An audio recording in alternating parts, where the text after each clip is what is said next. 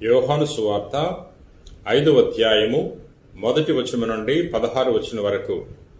యూదుల పండుగ సందర్భమున యేసు యెరూషలేమునకు వెళ్ళెను. యెరూషలేములో గొర్రెల వాకిలి వద్ద ఒక కోనేరు కలదు. దాన్ని హీబ్రూ భాషలో బెత్సతా అందరు. దానికి 5 మండపములు ఉన్నవి. అచట పెక్కుమంది గ్రుడ్డి, కుంటి, పక్షపాత రోగులు ఆ నీటి కదలికకై నిరీక్షించుచుండేవారు. అప్పుడప్పుడు దేవదూత దిగువచ్చి ఆ కోనేటి నీటిని కదలించెను.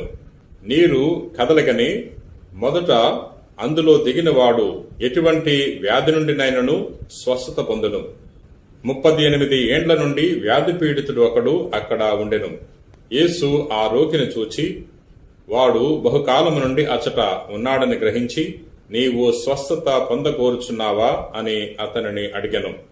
అందుకు అతడు, అయ్యా, నీరు కదిలినప్పుడు నన్ను ఈ కోనేటిలో దించువాడు ఎవడునూ లేడు. నేను వెళ్లబోవుసరికి నాకంటే ముందుగా మరొకడు దిగుచున్నాడు అని చెప్పెను. లెమ్ము, నీ పడకనెత్తుకుని నడువుము అని యేసు అతనితో చెప్పెను. వాడు తక్షణమే స్వస్థత పొంది తన పడకను తీసుకుని నడవసాగెను. అది విశ్రాంతి దినము. ఇది క్రీస్తు సువిశేషము. క్రీస్తువ మీకు స్తుతి కలుగునుగాక. ప్రియ సహోదరి సహోదరులారా, యేసు ప్రభు దయామయుడు, కరుణామయుడు. దిక్కులేని వారికి ఆయనే దిక్కు. నేటి సువార్తలో నిస్సహాయ స్థితిలో ఉన్న ఒక రోగికి ప్రభు ఆరోగ్యాన్ని దయచేస్తున్నారు. ఒకరోజు యేసు ప్రభు యెరూషలేముకు వెళ్లారు. యెరూషలేములో బెత్సతా అనే పేరు కలిగిన ఒక కోనేరు ఉంది. ఆ కోనేరు చుట్టూ అనేక మంది రోగులున్నారు. అప్పుడప్పుడు దేవదూత వచ్చి ఆ కోనేటి నీటిని కదిలిస్తుంది. ఆ కోనేటి నీరు కదిలినప్పుడు ఎవరైతే ముందుగా దిగుతారో అటువంటి వారు ఆరోగ్యాన్ని పొందుకునేవారు. ఆ కోనేరు వద్ద 38 సంవత్సరం నుండి వ్యాధితో బాధపడుతున్న వ్యక్తి ఉన్నాడు. ప్రభు అక్కడికి వెళ్ళినప్పుడు అక్కడ రోగులందరూ కూడా పరిశీలించాడు. ఈ వ్యక్తికి ఎవరు కూడా సహాయం చేయట్లేదు, ఇతడు నిస్సహాయ స్థితిలో ఉన్నాడు అని ప్రభు గుర్తించి తిన్నగా ఆ వ్యక్తి వద్దకే వెళ్తున్నాడు.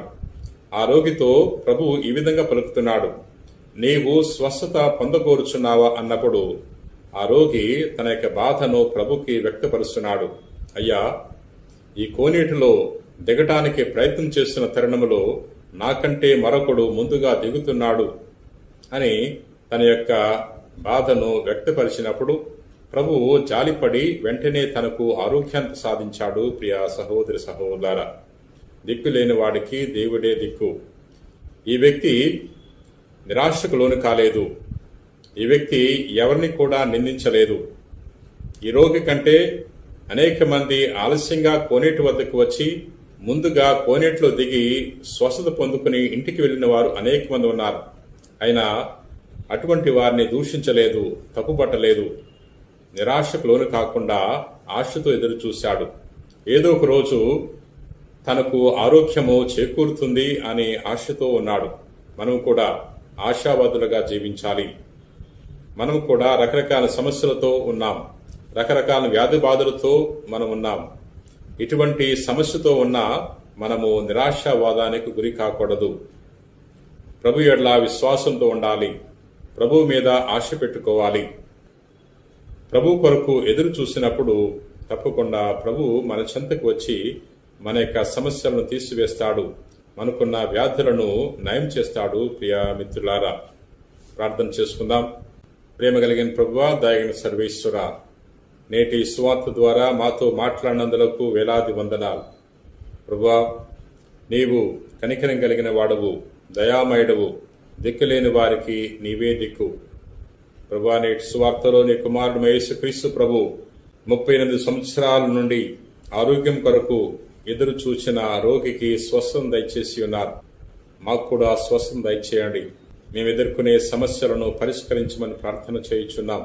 ఈ రోజున ఎవరైతే ఈ వాక్యాన్ని ఆలకించి ప్రార్థన చేయుచున్నారో అటువంటి వారందరినీ కూడా దీవించమని మా నాథుడైన క్రీస్తు ద్వారా మనవి చేయుచున్నాం తండ్రి. ఆమెన్.